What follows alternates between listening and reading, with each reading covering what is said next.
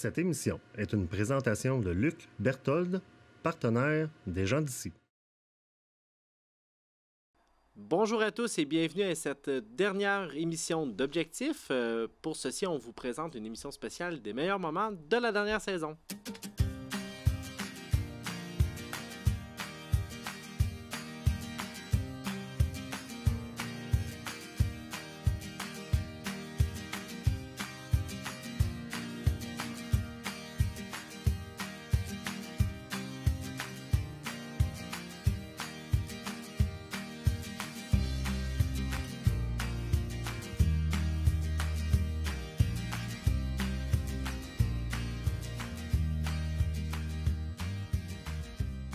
Comment est venue cette idée de faire naître cette clinique-là? Es-tu venu du besoin qu'on voit en santé mentale à cause de la COVID, qu'on a entendu plus parler? Parce qu'avant ça, on entendait parler de santé mentale.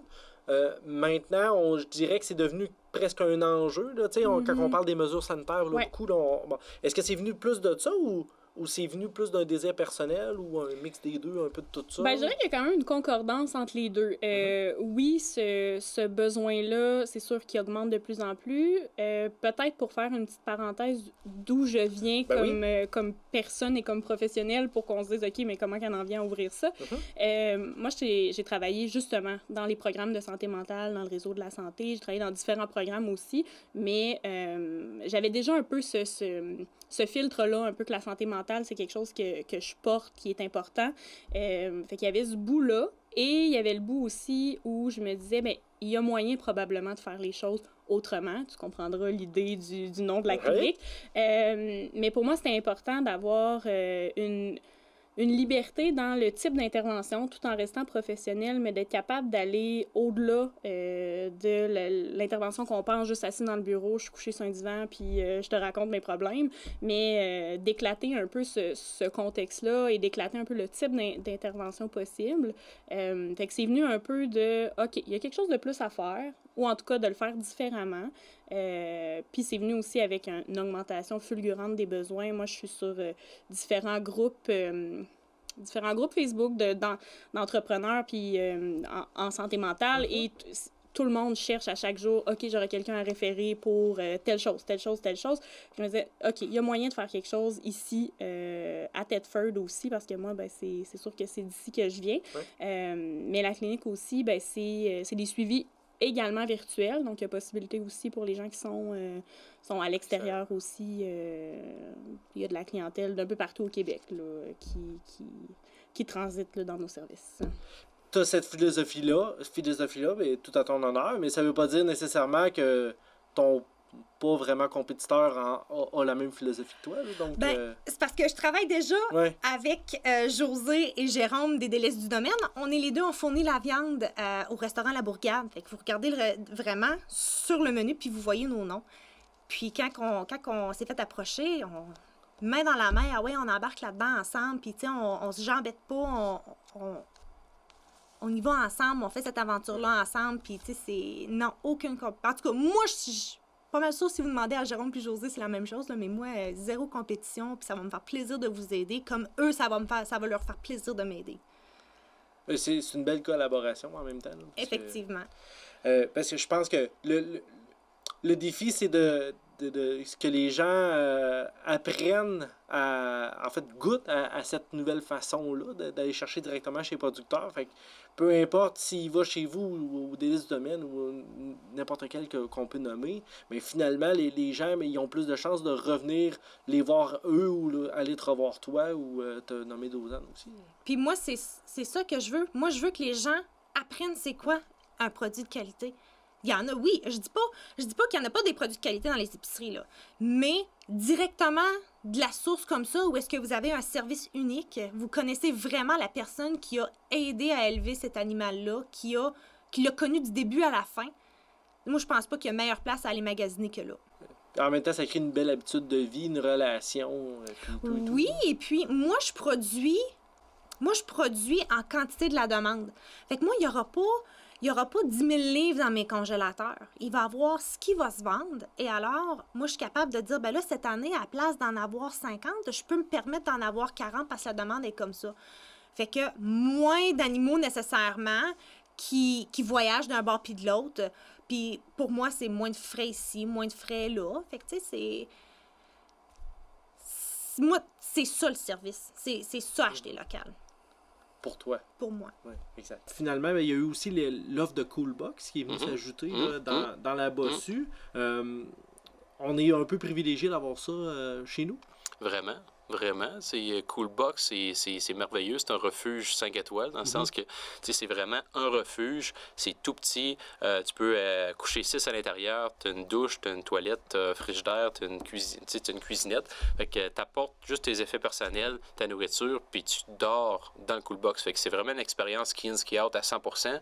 Et c'est aussi une expérience de simplicité. Fait que tu n'as pas besoin d'avoir un gros chalet pour apprécier le moment. Tu as juste besoin d'avoir un lit et le terrain de jeu est à l'extérieur. Fait que c'est vraiment ça, les Coolbox. Puis on est les premières régions à faire ça. Il y a le Mont-Radar qui en a quelques-uns, mais le reste, c'est Mont-Édouard, Valinouet, au Saguenay. Puis il n'y a pas beaucoup de stations qui en a, donc on est vraiment choyé que le Coolbox ait choisi le Mont-Atitok pour rentrer leur Coolbox. Parce que c'est vraiment un choix, là, dans le sens où eux, ils ont parlé les contacts ou ce que vous avez fait, donc ils ont choisi de venir au Mont-Atitok, ils auraient pu aller ailleurs. C'est certain que j'ai fait un pitch de vente, dans le sens que j'ai vendu la montagne lors du congrès qu'on a fait à Bromont en 2019. Je les ai rencontrés, puis on a jasé, puis j'ai vanté le Mont-Atitok comme que je vais toujours vanter le Mont-Atitok parce que c'est un joyau pour la région.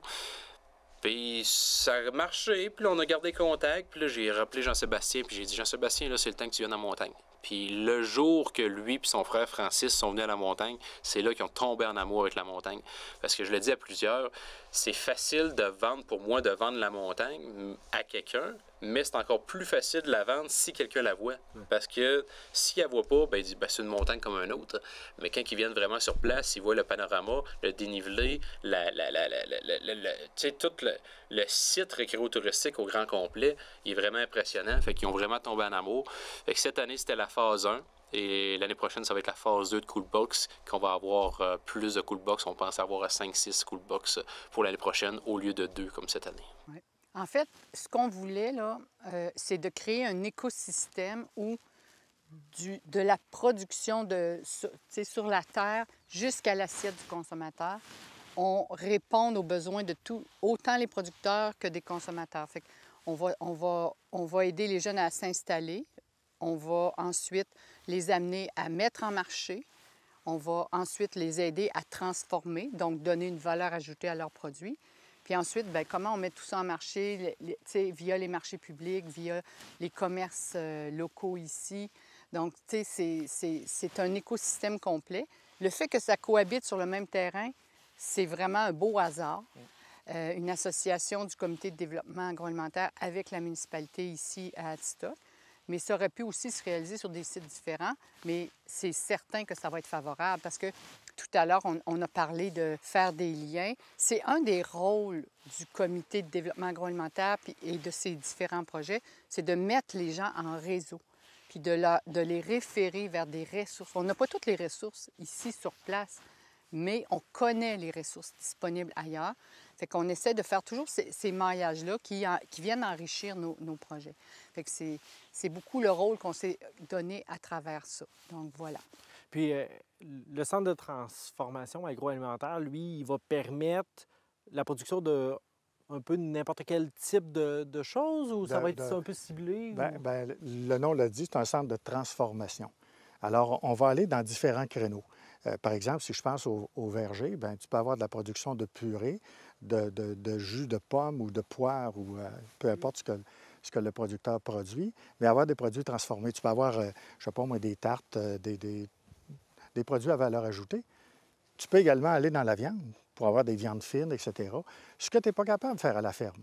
Parce que les besoins en salubrité et en équipement sont tellement énormes, ça coûte tellement cher, qu'en ayant un centre de transformation, tu emmènes ton équipement là et les gens vont pouvoir, soit par des employés, soit eux-mêmes, faire la transformation dont ils ont besoin. Donc, d'un terrain qui ne serait pas si grand que ça, où la rentabilité n'est pas là, avec un centre de transformation, tu viens de changer complètement la donne. Puis il y a également d'autres valeurs. Je regardais juste le spectacle que nous offre ce champ-là. bien, quand on peut penser aux cuisines collectives, on peut penser aussi qu'on est capable de faire du bien avec la production qu'on a ici pour une grande partie des gens. Bien, en fait, le centre de transformation, c'est dans le même esprit que l'incubateur ici, c'est de collectiviser la réponse aux besoins. Donc, permettre aux producteurs qui n'ont pas les moyens d'acquérir les équipements, comme M. Vachon le disait, mais de profiter d'équipements qui vont être mis à leur disposition et donc qui vont louer les espaces et les équipements dont ils vont avoir besoin, soit à l'heure, à la semaine, au mois ou à l'année s'ils le souhaitent. Et ça va pouvoir servir à de multiples usages. On va offrir 3 cuisines, mais une qui va être réservée uniquement pour les produits de viande et 2 autres qui vont être, on appelle des unités générales, là, qui vont pouvoir servir autant pour la boulangerie ou les pâtisseries ou les fruits et légumes. Donc, et il va y avoir aussi des chambres de réfrigération. Donc, vraiment tous les équipements là, que ça prend là, du début à la fin de la transformation. Puis encore là, selon la nature de chaque projet qui va être mené, bien, on pourra mettre les gens en lien avec les ressources, les experts qui gravitent aussi ici, autant dans la région qu'ailleurs au Québec, là. Fait que ça va être le rôle que va jouer le centre de transformation. Parce que n'importe quel producteur qui désire avoir accès au centre de transformation agroalimentaire, peu importe il est situé où, va pouvoir y avoir accès. Là. Oui, tout à fait. Puis on veut répondre aux besoins de notre MRC, mais des MRC avoisinantes aussi. On a établi un rayon de 50 km, là, notre marché, parce que c'est 50 km, c'est la distance maximum que les producteurs veulent franchir pour avoir accès à un lieu de transformation. Fait que nous, on a établi notre marché là, dans un rayon de 50 km autour. Puis je suppose que si on a établi ça à 50 km, ça veut dire que des initiatives comme le Centre de transformation agroalimentaire doit être aussi assez unique dans un rayon de 50 km et peut-être même au-delà de ça aussi. Oui, tout à fait. Oui. Donc, on est un peu des pionniers ou, si on veut, on est une belle initiative, un exemple finalement à suivre de la MRC des Appalaches pour d'autres initiatives régionales qui pourraient avoir ailleurs. Là, je parle de Bas-Saint-Laurent, Saguenay-Lac-Saint-Jean, des Laurentides, Alouette, là, normalement. Tu sais, je peux dire que la création de ces outils collectifs-là, c'est un bel exemple qu'on est une région où il y a beaucoup de solidarité. Puis beaucoup de créativité.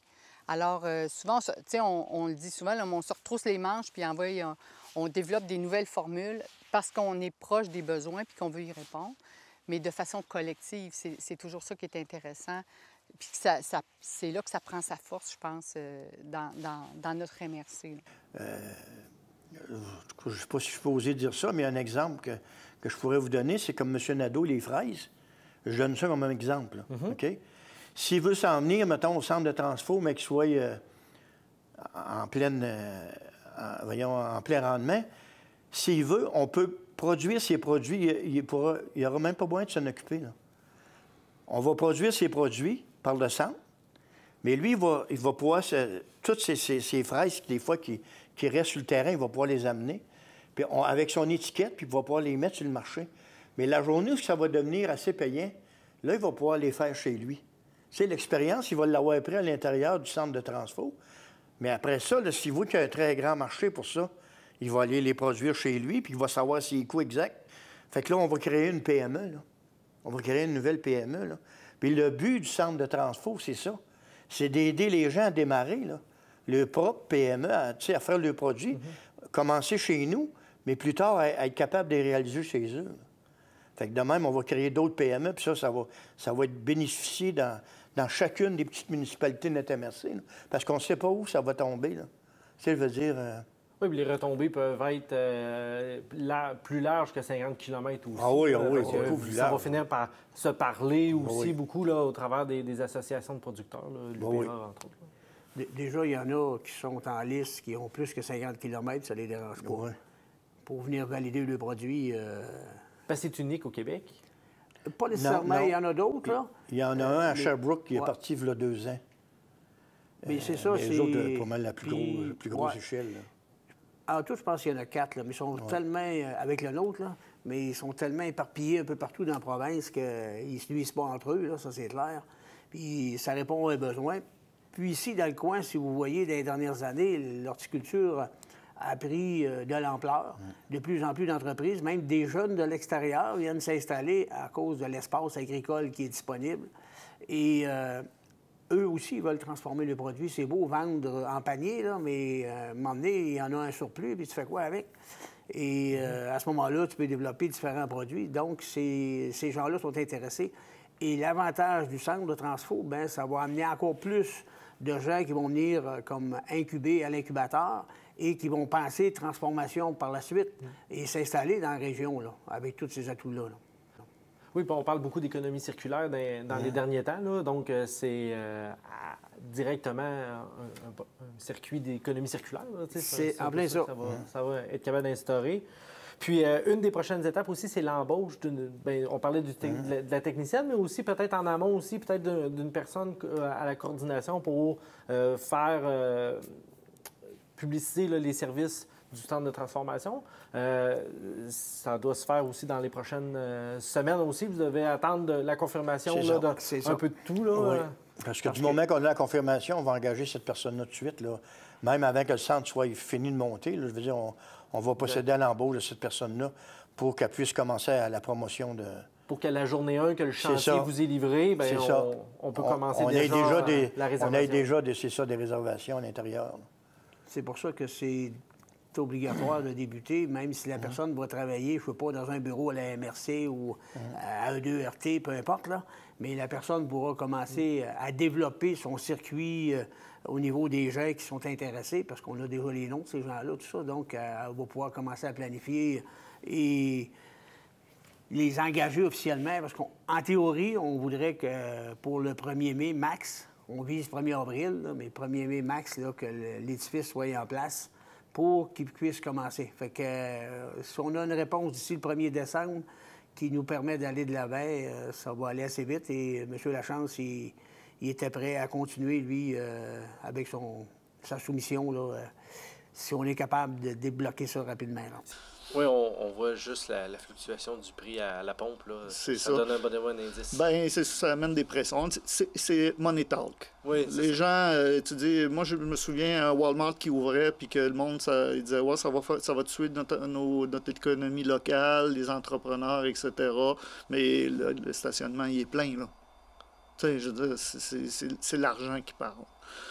Aussi, il ne faut pas oublier que, pour intéresser les gens à rester, parce qu'on s'entend que la main-d'œuvre actuellement, elle est plus difficile à recruter. Elle est difficile à recruter parce que, traditionnellement, on a une érosion de la population vers les grands centres, ce qui fait que les petits milieux,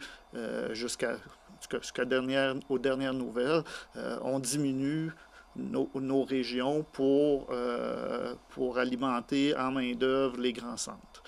Mais à partir du moment qu'il y a du travail dans ton patelin, dans ton chez vous, c'est quoi l'intérêt d'aller dans les grands centres?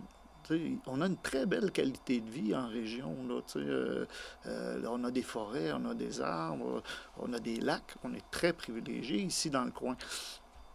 Pourquoi pas s'assurer qu'il y ait de l'intérêt économique aussi, en donnant de l'emploi à des entreprises ici, des innovateurs qui vont arriver peut-être avec des petites entreprises. C'est Vachon, Bombardier, que ce soit à Valcourt, c'était des petites municipalités, puis que les entrepreneurs Cascade, ils se sont installés dans leur patelin.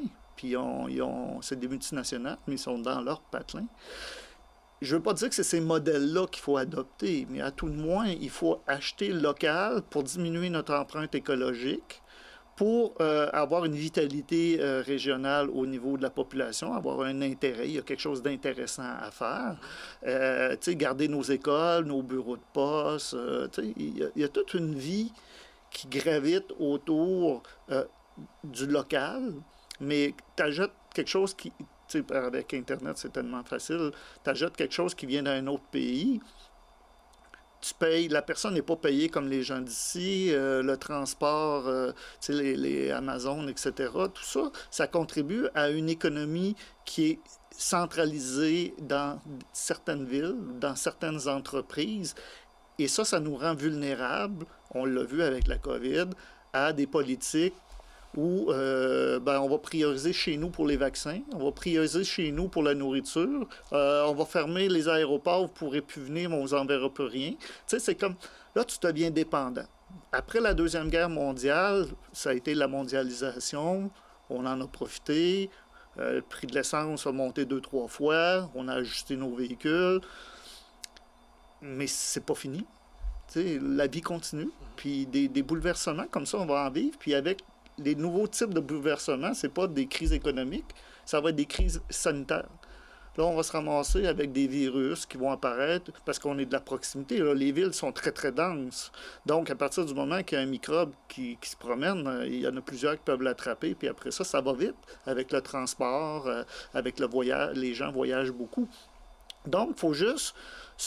Est-ce qu'on a besoin de tout ça? Est-ce qu'on a besoin de tous ces voyages, de toutes ces industries, etc.? À la Chambre de commerce, on croit qu'on peut avoir une économie qui est équilibrée, puis qui tient compte du local et qui développe aussi des citoyens impliqués dans leur collectivité et qui ne travaillent pas juste pour faire des millions ou faire, d'avoir 10 chars dans leur stationnement. Puis j'ai rien contre les gens qui ont 10 chars dans leur stationnement, s'ils en font une collection, puis qui ne sont pas toujours sur la route avec. Mais il n'empêche que la richesse, ça se partage. Puis c'est un peu ça, je dirais, le message que vous voulez envoyer, non seulement sur le territoire que vous couvrez, mais sur le territoire de la MRC des Appalaches, puis avec l'ensemble des autres chambres de commerce aussi, je suppose. Oui, parce que c'est comme des poupées russes. Là. Nous, on est dans quelque chose, puis ce quelque chose-là est aussi dans quelque chose. Donc, si nous, on fait de l'achat local, mais que le voisin fait de l'achat local, pour ses cocombes, ses navets, puis que nous, on produit un type de bien, mais que le voisin ne le produit pas, ce serait le fun qu'il vienne l'acheter chez nous avant de l'acheter au plus bas soumissionnaire dans une autre province. C'est une pensée qui est dérangeante quand tu arrives de l'extérieur, mais qui a tout son sens quand tu es chez vous. Parce que là, tu as apporté avec toi un de tes collègues de travail. Ben oui, Willy Willou. Puis Willy Willou, là, comme vous pouvez voir, hein, il est calme, il est au repos. On sort de 2 heures d'intervention, en fait, avec 2 personnes qui sont sur la curatelle. Donc, je fais beaucoup de suivi avec des personnes dans les centres où est-ce qu'on a besoin d'un suivi un peu plus spécialisé avec ces gens-là pour soit maintenir des capacités ou apporter la personne à un développement sur un aspect là, X. Ouais. Puis, ta clientèle cible, en proprement dit? En fait, je travaille beaucoup avec toutes les clientèles. Faut savoir qu'en zoothérapie, bon, chaque professionnel a normalement la clientèle auquel il est le plus... comment je peux dire, il est le plus un petit peu apte à travailler. Mais moi, en ayant un gros bagage par mes études, par mon cheminement, par mon travail, bien, j'ai été apportée à travailler avec toutes les clientèles, que ce soit en santé mentale, que ce soit dans les écoles, que ce soit avec les personnes âgées, que ce soit avec les enfants, avec les troubles de comportement, que ce soit avec gestion des émotions, avec tout ce qui est stimulation du langage, déficience intellectuelle, déficience physique, autisme. Bref, j'ai été appelée à aller chercher de l'expérience, puis à aller me chercher des petites formations de plus pour justement être capable de bien répondre aux besoins, puis... d'être mieux outillé, tout dépendamment de quelle clientèle qui a un besoin. Exactement. Puis comme je l'ai déjà dit, probablement dans une autre vidéo, chaque animal va avoir son rôle à jouer, puis il va travailler sur un objectif différent. Par exemple, le chien, je vais beaucoup l'utiliser sur n'importe quel objectif, que ce soit au niveau de la stimulation, au niveau de la motricité, au niveau du langage, au niveau cognitif. Mais je peux utiliser les rats aussi en motricité fine, motricité globale. Je peux utiliser le cochon d'Inde ou le hérisson pour un autiste qu'on veut créer des effets, qu'on veut créer une réaction, un sentiment ou juste une réaction. Des fois, j'ai des gens que je rencontre qui n'ont pas parlé pendant des années, puis juste le fait de toucher l'animal qui va être un petit peu plus piquant, par exemple le hérisson, bien, ça va créer une réaction qui va peut-être apporter à dire un mot. « Ah, fais attention » ou « Non, touche pas » ou « I ». Bien, ces choses-là, c'est quelque chose qu'on va vouloir aller chercher en intervention. Ouais. Ça doit être gratifiant comme travail quand même, d'apporter ce C'est gratifiant, oui, c'est gratifiant, puis c'est ma paye. Quand je repars, puis je dis, ah mon Dieu, hey, j'ai fait parler de madame, ça fait 2 ans qu'elle a jamais dit un mot. Oui, c'est gratifiant. De voir les parents qui reviennent après cet été, on a eu un camp de jour aussi à la maison, au centre. Puis de revoir les parents dire « Oh mon Dieu, ça l'a vraiment beaucoup amélioré son langage, son comportement. Je vois une grosse évolution au début de l'été, puis à la fin de l'été. Oui, c'est une paye. Mais je te mentirais pas que parfois, ça peut être lourd aussi. Il y a des cas où est-ce qu'on on embarque dans la maladie, on embarque dans le cancer, on embarque dans la démence. Des fois, c'est le comportement ou le trouble qui se présente. Bien, c'est les parents aussi qui vivent cette émotion-là, qui vivent avec... c'est ça, la problématique, puis c'est difficile parfois, là... Ouais. Le positif et le négatif, finalement, là, qui peuvent ressortir de ces situations-là. Là, vraiment. Qui sont à gérer. Mais il y a tellement des belles choses, puis c'est tellement... des fois, on prépare quelque chose, puis des petites affaires vont arriver, puis c'est comme magique. Ouais. Moi, à chaque fois que je sors d'une intervention, je suis comme tout le temps, wow, tu sais, merci la vie, puis merci d'être là, puis de partager ça aussi avec nous, là. Ouais. Et puis, on a donc lancé l'exposition Descendre dans le temps dans cette galerie-là. Donc, dans cette exposition-là, on rentre vraiment dans les coulisses de l'exploitation minière souterraine à la mine King. Donc, c'était vraiment une mine souterraine principalement. Donc, on remet un peu les lettres de noblesse au travail de mine qui se faisait sous terre. Donc, on remercie d'ailleurs les mineurs qui ont donné des témoignages. Donc, des mineurs qui travaillaient à la mine King, aussi dans d'autres mines à Thetford, qui ont donné des témoignages et qui ont servi à monter l'audio guide qui accompagne la visite dans la galerie souterraine.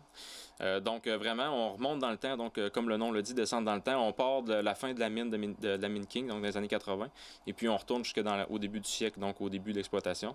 Et puis, on regarde un peu les différentes techniques qui étaient utilisées dans l'exploitation souterraine. On regarde aussi comment les mineurs vivaient sous terre. C'est un peu nébuleux. Hein, tout le monde a conscience qu'il y avait des mines, mais c'est pas tout le monde qui comprenait qu'est-ce qui se passait vraiment sous terre. Fait que c'est un peu l'objectif de cette exposition-là. Et puis, on a un paquet de partenaires d'ailleurs qui nous ont aidés dans ce projet-là, notamment la ville de Thetford, et aussi qui a travaillé très fort à terminer le parc urbain qu'on voit devant KB3. Donc, il y avait aussi cette partie de chantier-là qu'on voyait se faire. Là. On voyait des travailleurs mettre de la pelouse, embellir l'espace. Donc, ça aussi, ça a été lancé donc, au mois de juin. Donc, un tout nouveau parc là, très intéressant devant KB3 qui a été très apprécié des visiteurs. On voyait les gens manger à l'extérieur sur les tables. Donc, c'est un parc qui était très vivant cet été. Merci à vous d'avoir été des nôtres pour cette 4e saison. On se dit à la prochaine.